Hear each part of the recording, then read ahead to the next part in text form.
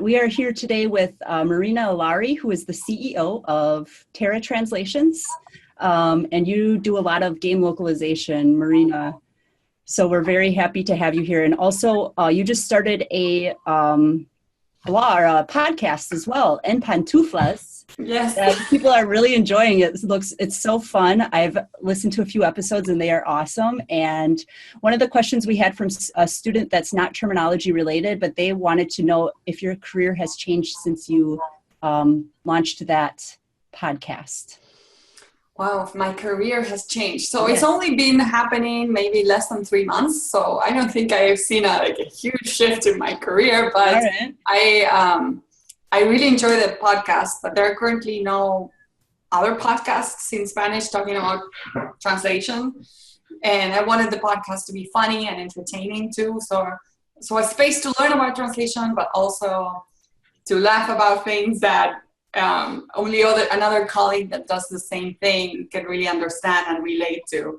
So I feel like we're reaching a lot of people with the podcast, and that we are contributing to the profession. We're opening dialogue with colleagues. This is a good thing. And this week, actually, I received an email that said that people had signed up for a postgraduate degree in audiovisual translation because they had heard about this program in our podcast. Wow. So it feels like we're, contributing our little grain of sand to the profession. That's awesome.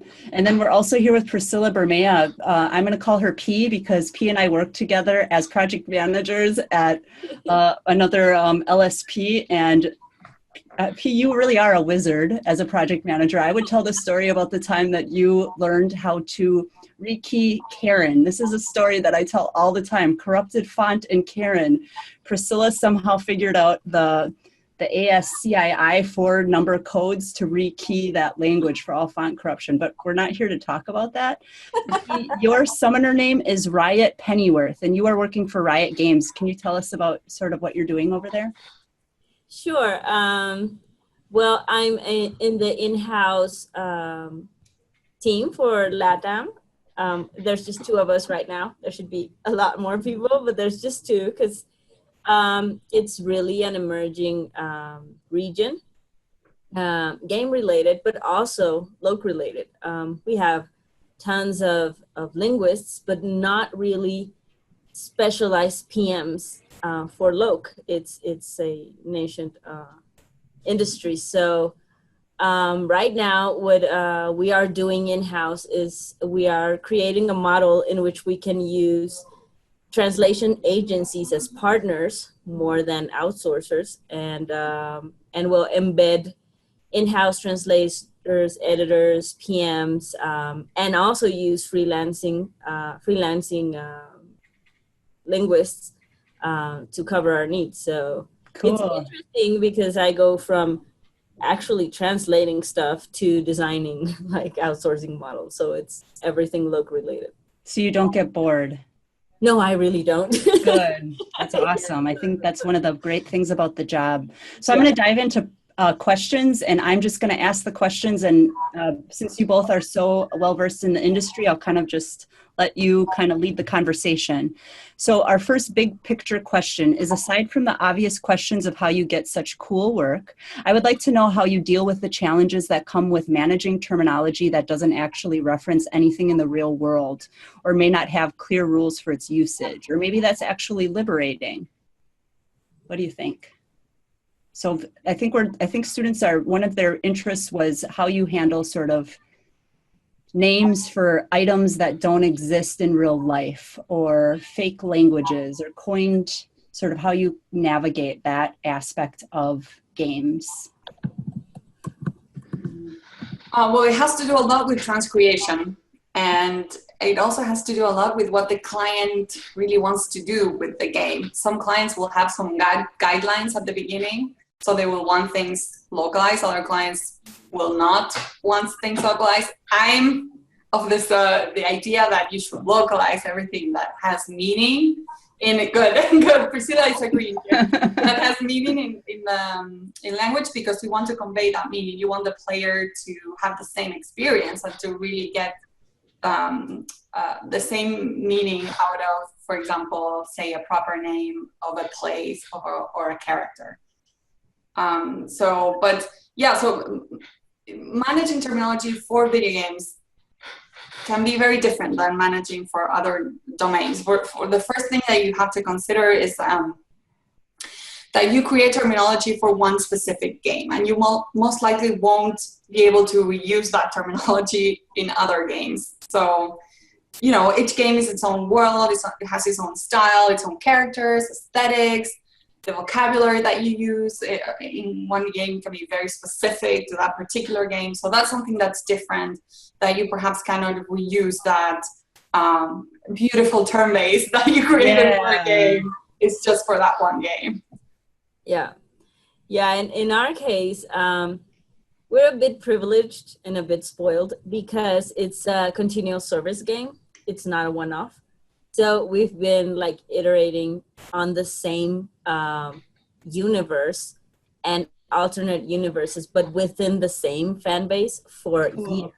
So this is not the norm in the video game industry. Once you release something with a name and then you play it, or you go back to it a year later and you're like, oh my God, what was I thinking? I can actually do something about that, which is, it's not the norm. It's a privileged position. But yes, sometimes to manage the terminology is complicated in the sense that sometimes you have, for instance, a group of translators that worked with this, and then you established your vocabulary and your glossary, and then another group comes and has different ideas, or they find out you made a mistake, or another translator made a mistake. So sometimes it's complicated because when you're talking about creative translation,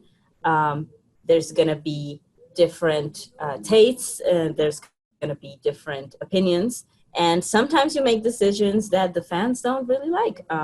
It happens, or that are culturally relevant at like in 2012, but now 2018, like kids are like, what are you talking about? So it's complicated. You try to be as neutral as possible, and you try to adhere to a certain style. But then again, in video games, as long as you convey the experience, the original language intended, well, it's free range. You just do whatever you want. Cool.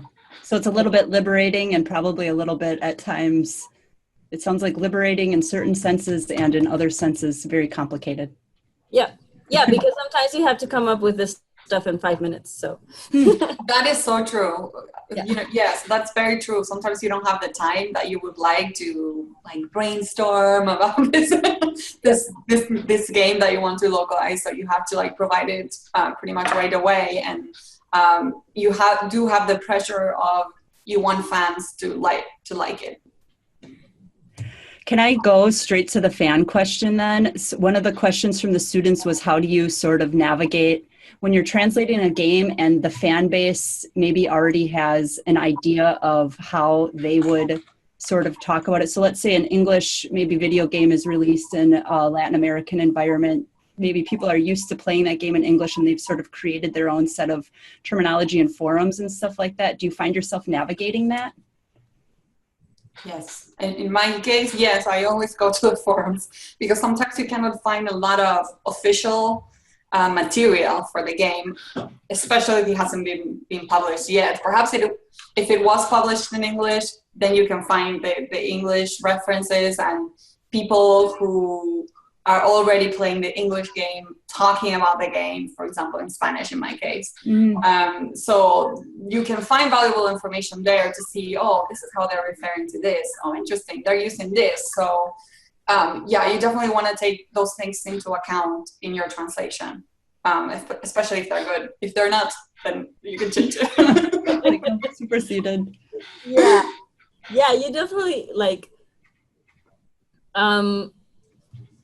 in the video game industry, translation industry, it's really special because I haven't met, and I hope I never do, a video game translator who is not himself a gamer. So first of all, we take this stuff really seriously.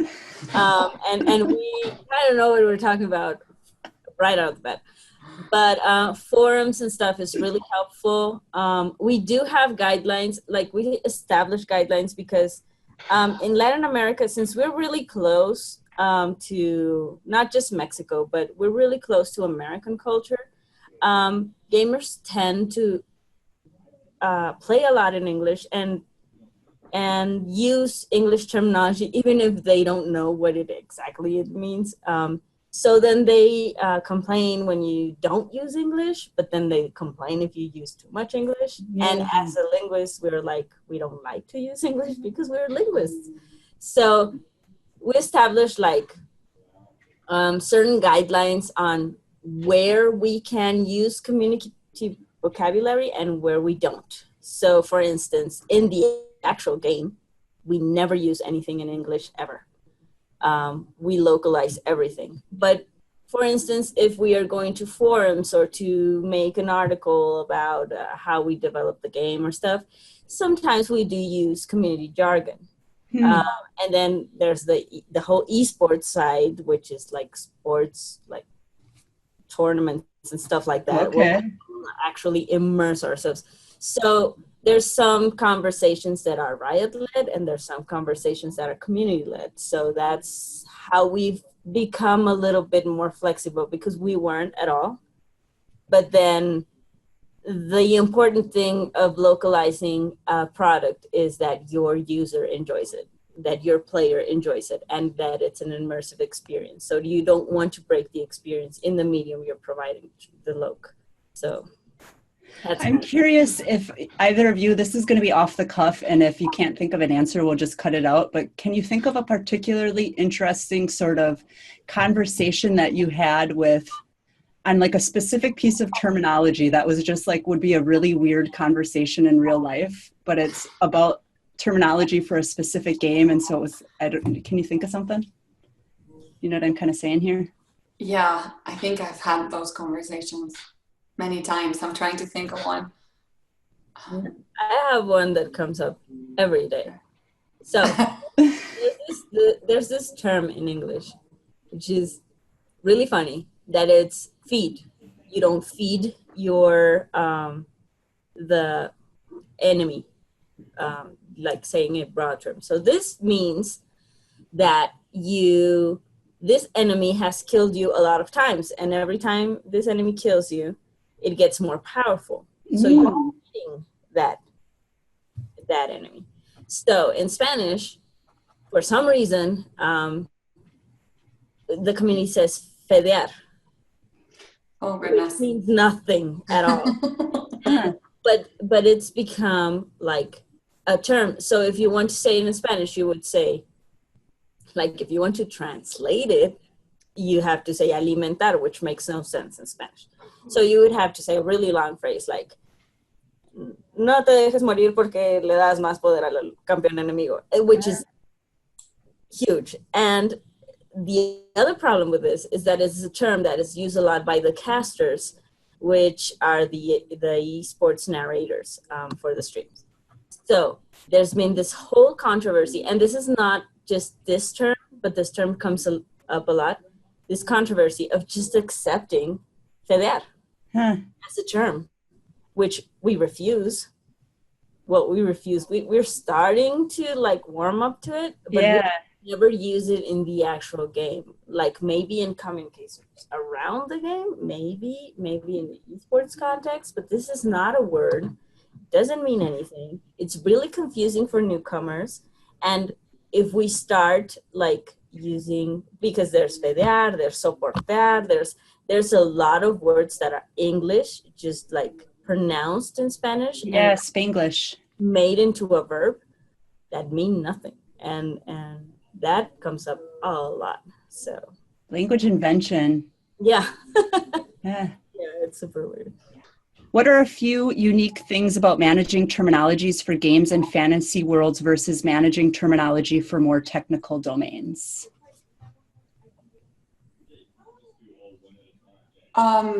Well, one of the things that I said before about the glossary and the term base being very specific for the game, and that's something that perhaps doesn't happen with other domains, because you might reuse glossaries. If it's a translation about a mechanical thing, you might be able to reuse glossaries and recycle them for other projects. But for video games, they're very specific to the game. So sometimes clients will have, for example, a master, this is translation memory, really, a master translation memory that is more general for games, for the interface of the game, things like that. But then another translation memory that you can also connect to that is specific for the game, and the term base that's specific for the game, and they cannot be interchanged between games. Yeah. So, yeah, using like parallel resources. That's interesting. Yeah, definitely. And in our case, and we're just one game, we're like the one game. We have 4 translation memories and about 7 term bases. And the reason why is because, as I explained before, we have like this little pods, we call them pods, and we have a pod that is translators and editors specialized in the actual game. Others that are specialized in narrative, like stories and stuff like that, comic books and scripts, stuff like that. And then another one that is like specialized in blogging, and then another one that's specialized in esports. And so we have a separate TM for each of those. So they know when they get the hit, they know which TM it's coming from. So if it's coming from an expert or not, like the hit. And then we have about 6 or 7 term bases, because we have one for objects, one for abilities, one for places, one for like, we do that because it's easier to curate like individual term bases, and then it's easier also to add as much context as we can. And that's like, I'm sure Marina like has a really hard time with this. I work for the actual developer, and sometimes I have no context, and sometimes I have no reference. And when I was a freelancer for games, sometimes I was just like running blind. Like I didn't know, like this thing has a weird name, and I don't know what it is for, and I don't know what it looks like or who's going to use it, and I have to name it, go. So yeah, context is king. Yeah. You need context. You need context desperately if you want to produce an accurate rendering of the original. So Marina, what do you do when you don't have access to a developer? How do you kind of navigate that? I drive myself nuts. No, usually you try to get access. So a lot of the work I do is through translation agencies. So you will try to send out queries and ask for clarification, ask for as much of reference material as they can give you if they cannot let you actually play the game. The ideal thing is that you play the game. But if they cannot let you play the game, then you need to get as much reference material as possible. Ideally, someone else playing the game that you can watch videos of, or then like visual references. I need to know what this character looks like if I am to localize it correctly. I need to know what this place looks like. The visual references are so powerful. And as I said, context is king in video games. Are your clients providing you with good resources when you generally, they provide you with good term bases and stuff like that? It depends on the translation agency. If they're very used to working with video games, yes, they will provide you with as much material as possible, and then they will prevent problems that come out of not having enough context or not having enough reference material. So yeah, they will provide you a package with reference material, and they will prepare that as much as possible. But other companies, not as much, and then that's when you have to like desperately research if you cannot have access to asking questions, which I mean that's not the way to work, really. Yeah, it's a terrible practice. I'm sorry. I'm sorry. Yeah. We're trying not to do that, but sometimes. Yeah, sometimes it's just as the way of the world. Vague. Yeah. Like, is it something super generic? Yeah. Right. When you are seeing term bases, what are the data categories or what are the fields that are in the term base that you're filling out? So context for a term, what are the fields in the term bases? So like Priscilla was saying, objects, this can be achievements, they can be places, they can be characters. So those are the usual categories. Do they provide definitions of what an action is, for an example? Yes, sometimes yes, they will. They will provide an explanation of what it is. But sometimes you have to ask. Okay. Same for you? We try to have it as comprehensive as possible. Sometimes we can even tell you what key this thing is activated by, and stuff like that. But sometimes when you're like on the run, like it's not always real time updated.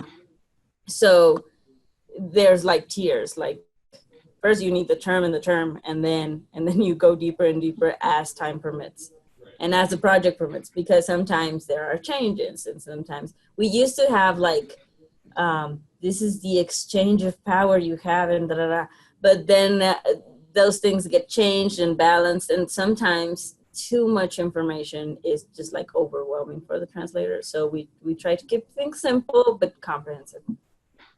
Cool. I like that idea too of building as you go, because I think sometimes we have, as probably translators, we would like to have a complete resource at all times, but you just can't, you just kind of have to slowly, bit by bit, build a little bit more into things. And then over time, you get really robust resources. How do you define the value of a term in your field? Why is it worth being collected? How are you picking the terms that you add to the term base? Okay, so repetitions, that would be something that you have to look out for. So things that are important to the core message of the game, or that will, like, you get better and better also with time to identifying this is going to be a problem for the localization. But yeah, I would say anything that has repetition really needs to go in the glossary and the term base, because if it's only in the translation memory, then you're not able to run like more advanced QA tools to make sure that everything's consistent. So that's why the term base is so great. And I would say that's the main reason why you would want to include it for sure in the term base. I don't know what Priscilla has to say about this. Yeah, for sure. I mean, as a the producer, the local producer, QA is super important for me, and sometimes it is a tool to make my translator's life easier because I am one. But other times it's to make our lives easier and run a better QA. Sometimes we do put things in the term base that are not, like repetition is super important. And yes, because you want to have a consistent game. But also sometimes when it's a super weird term and you're afraid it's going to come up again, and you put it in there. Or when you need an easy and reliable lookup and context. But as you know, TMs, you want to have the best TM ever. You want to have it clean and proper, but sometimes it gets messy. Yes. Yeah, sometimes it's a jungle. You have to navigate the jungle. Yeah. Yeah, you need to have like the one source of truth, and that is the terms. That's true. What terminology management tools are you using? For me, it's usually CAD tools, and I always try to work on MemoQ. That's my preferred translation tool, but it can be, I mean, I've worked in so many different platform and bizarre formats. I mean, I'm used to everything. But yeah, a very good CAD tool will do the work well. Do you import, are you receiving term bases in what format? Are they in? It depends on the client. Sometimes they just send a plain old Excel, others will integrate it in the tool. Yeah, it really does depend on how the client manages it. I always integrate it in the tool because otherwise it's no use if you have it in an Excel, you know? Yeah. It drives you crazy. That's, no. Yeah. Well, what are you using? As Lainey and I learned Foursquare 10 years ago, Mgmt is the best tool to have to manage tons of translators. And as we also learned, it's best to have them on your server. So I have all my translators on my server, and then we manage everything together. We do. I have kind of like a dumping TM in which they can like add their own terms, and then we sort them out into the other like specialized ones. So they don't have like editing rights into the locked TMs like abilities, objects, stuff like that, but they do have one in which they enter their suggestions, and then like we moderate and integrate into the others. And what we do also is that we export those into the Excel format in case like other teams like player support or publishing or whatever need to have those same terms because they're doing a video or an article or something like that. Sometimes they comment on them, but usually we use MemoQ and their exports and imports. So MemoQ is the short answer. Yeah, MemoQ. I like MemoQ. That's great. I'm great to hear you work like that. I think that's, honestly, I think that's the best way to work nowadays, to work with a software like MemoQ and have everything integrated in one server. Yeah. This is kind of a really specific one, and I don't know if you will have necessarily come up against this. What language codes do you use when building a term database of words in a made-up language? Have you worked with made-up languages? I do have a character that speaks like gibberish, but it's a very specific gibberish. But that character came out before we had, before I was here, but before we had like MemoQ and all the stuff, years and years ago. Yeah. So what we've been doing is that we're integrating it in a term base, in a narrative term base. And when some character has a spell or something like that, like we tag it or we block it, and we just keep the original form. Like that specific character is the only one that we've localized phonetically, so it doesn't sound like English gibberish, but it sounds like Spanish gibberish. And it has kind of some Easter eggs, like, for example, and we were talking about this, he says something about kafihi, and we say cafeje. So stuff like that, but not all of it. So we do have some terms in the term base, but usually we just block it. And also, what I do encounter a lot in video games are dialects and accents. So very specific accents that a character has. And those can be very tricky to adapt to. So, I mean, depending what language you're translating into, accent, dialects, they're not easy to convey sometimes. I mean, they do not necessarily make for a better gaming experience in the target language. So I've encountered you have to be careful. You want to avoid making like confusing translations or making it hard for the player to understand what's going on. Also, you want to avoid anything that might be perceived as offensive. So really asking yourself, what's the purpose of the accent? I mean, what does the character look like? Could an accent be offensive? Is it not translatable? What can I use instead? You can make choices on sentence constructions, for example, even grammar, to show that someone has an accent or speaks differently. But just remembering that localization is for the player, so they want to have fun when they play the game. Mm-hmm. So you have to be careful with accents and dialects. Interesting. Can you talk about localizing into Spanish, for example, where there's so many different dialects? How do you kind of pick a middle line if you're asked for international Spanish, or are you seeing a lot of requests for whatever specific dialect of Spanish? I am asked a lot to translate into Latin American Spanish.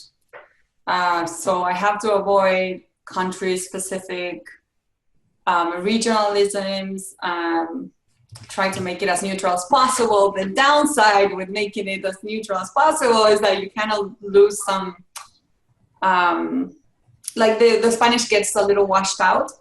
So it's like a constant challenge really into trying to make it fun and engaging, and at the same time avoid regionalism. Yeah. Difficult.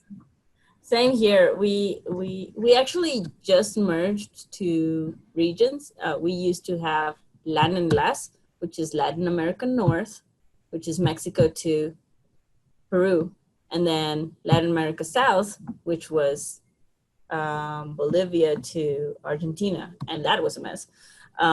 Because I'm so interested in this. Why was it a mess?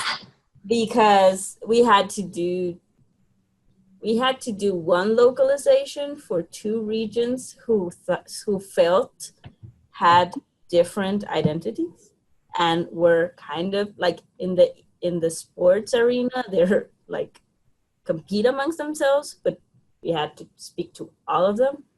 Yeah. So that is super complicated. And then there's this perception where all Latin American players think all localizations are made in Mexico, which is not true. But that is what they think. So sometimes they like off the bat reject the localization because, oh, that's so Mexican. And it's like, dude, this was translated by an Argentinian and reviewed by a Colombian. I mean, it's not Mexican.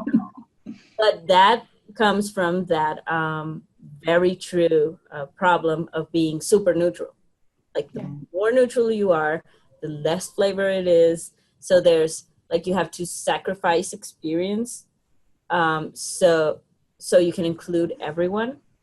Can you tell us a bit about how certain companies, authors, publishers communicate with translators, especially on sort of terminology preferences?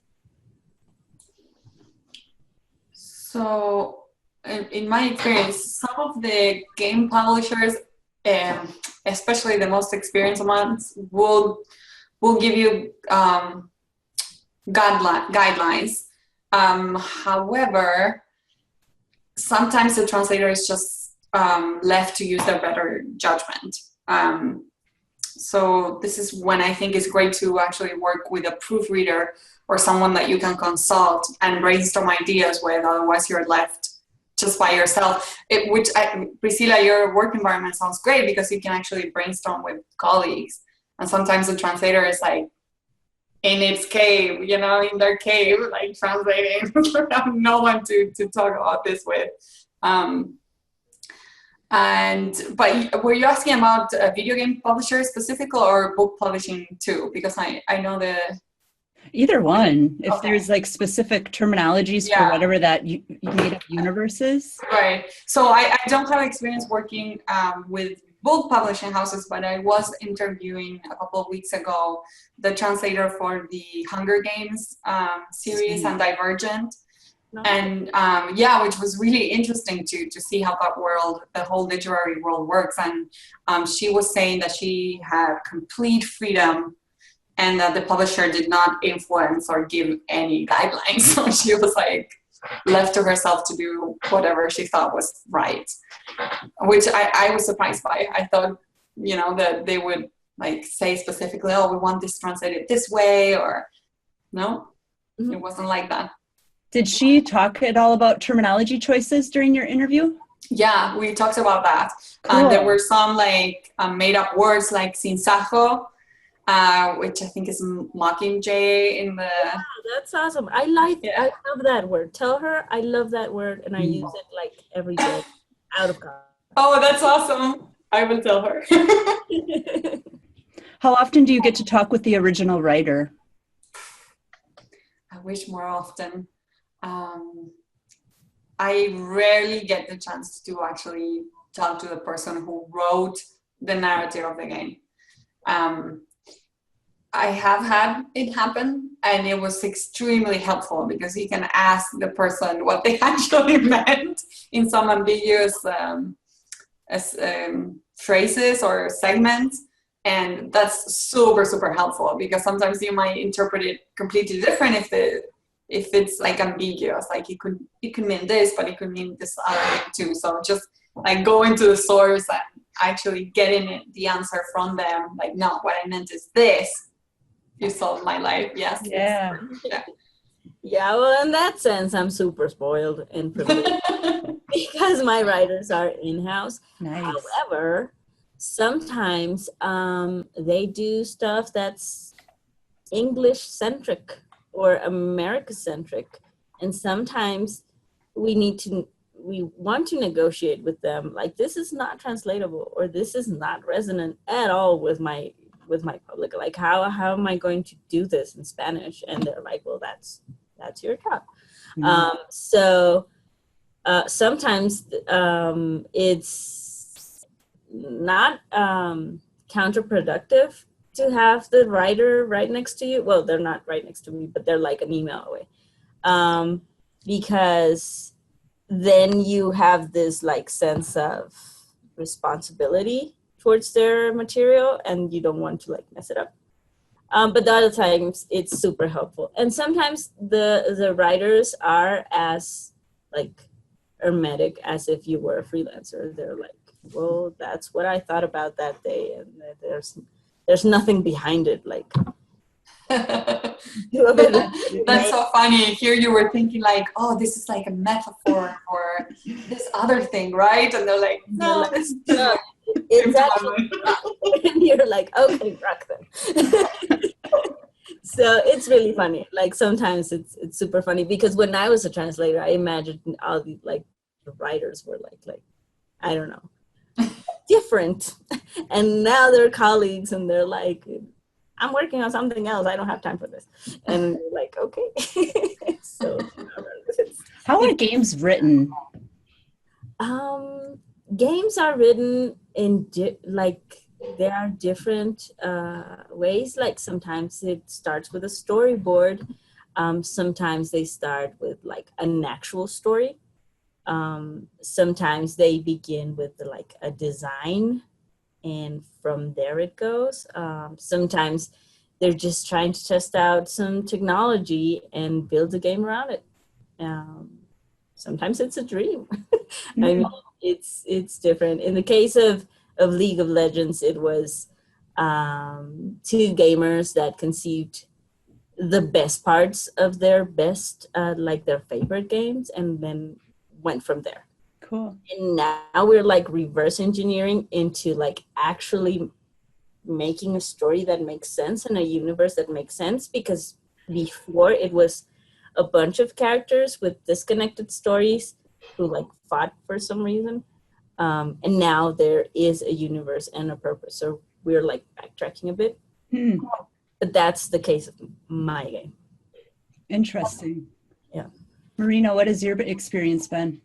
Do you kind of get a background? I never wrote a game, but it might be in another life, maybe. Do they give you, like when you're receiving a work order, for example, are you given that sort of context? If it's a new game that you haven't worked with before, what sort of context for the game are they providing you? No, they're not providing me that detail of, no. I usually get a package with assets, and they usually include visual references of the characters and explanations of things that I need another like more detailed explanation other than the glossary. And also very importantly, usually I receive a style guide. We haven't talked about the style guide, but that's super important even before creating the glossary, establishing what parameters we're going to move in, and how we should treat certain things. And everyone needs to be on the same page regarding that, otherwise it can be chaotic. What interesting things are you seeing in style guides for video games that you don't see in like an HR document or for whatever, for different sort of more standardized, I guess, language? Well, usually the video game style guides allow for more creativity. They will express that in the style guide. They want you to be able to adapt whatever is needed or localize whatever is needed, which it's not usually the case in some other projects.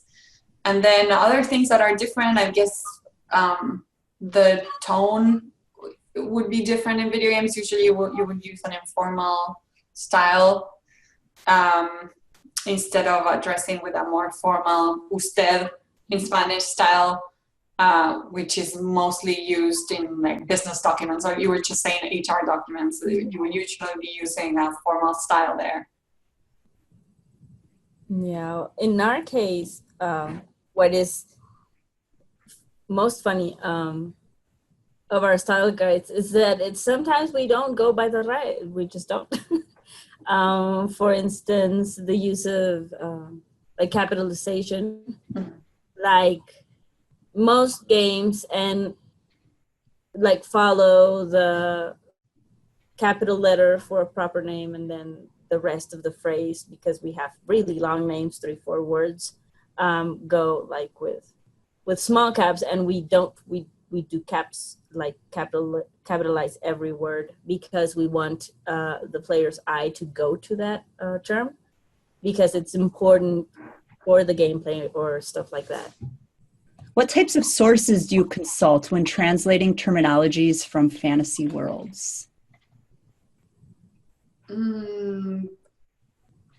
Official. Sounds like forums for sure. For sure. So you want to make sure. The other thing that you, aside from the obvious, like the official websites, fan websites, any other like material you can use, even YouTube, I mean, cannot even tell you the amount of time I spent watching people who play video games just because I needed to see more of the game. Aside from that, you also have to think about, is the video game based on, say, a movie or a book? You will need to have that reference if you're translating that game. I can think of something. Recently, I was working on the translation for Harry Potter video game. Sweet. And yeah, it was like a very cool project. And one of the scenes is the character goes to Ollivander's to buy a wand. So in the book, Garrick Ollivander speaks to Harry in formal Spanish.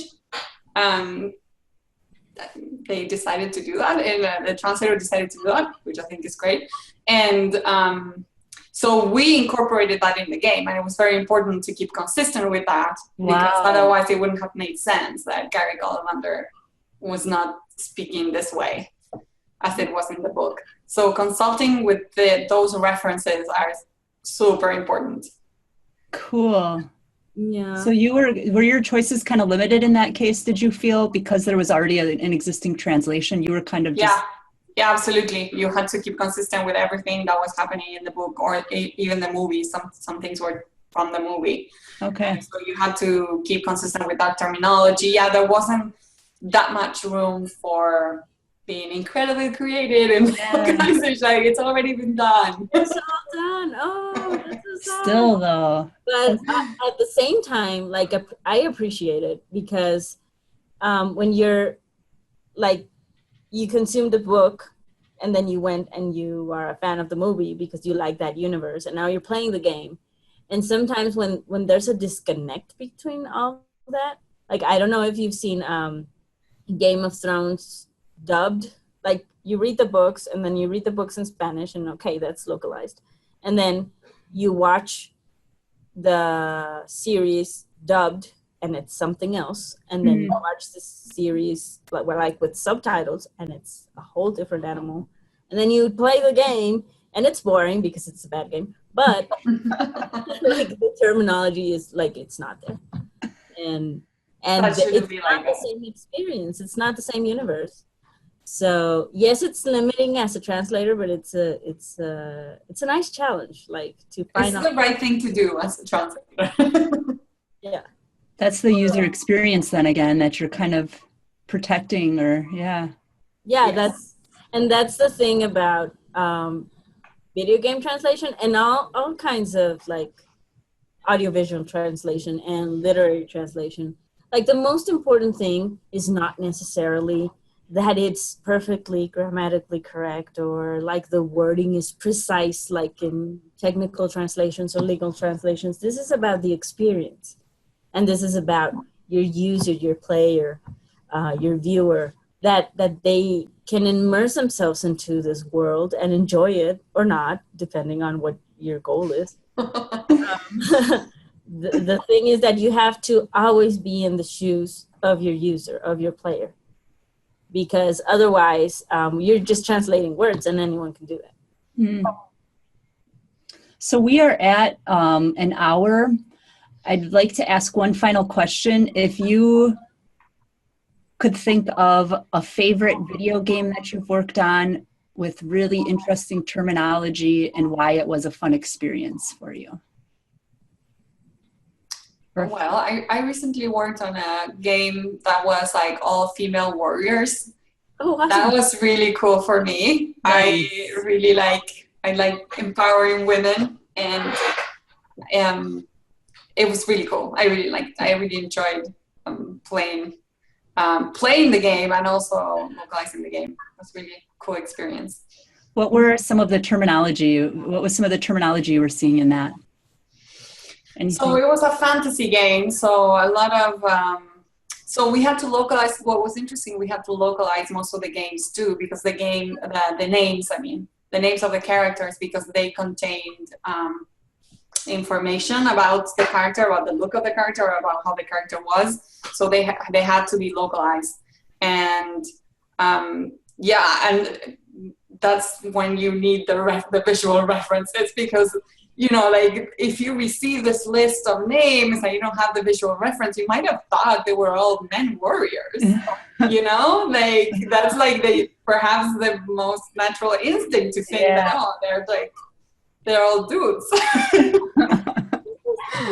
So that's when the visual reference is so important, because you want to see, this is how this character looks like, and it's a woman, so I better localize it accordingly. When you're working with something like that, do you try to kind of avoid, if it's sort of a non-gendered name in English, do you try to avoid assigning? I mean, I guess you would have to, then it would be the masculine would be assumed. Mm-hmm. Well, for Spanish, we use the masculine for generalizing, yes. So what you mean is if a character is like gender neutral and you don't really know if it's... Yeah. So even when you're translating to it where it's all female characters, do you kind of...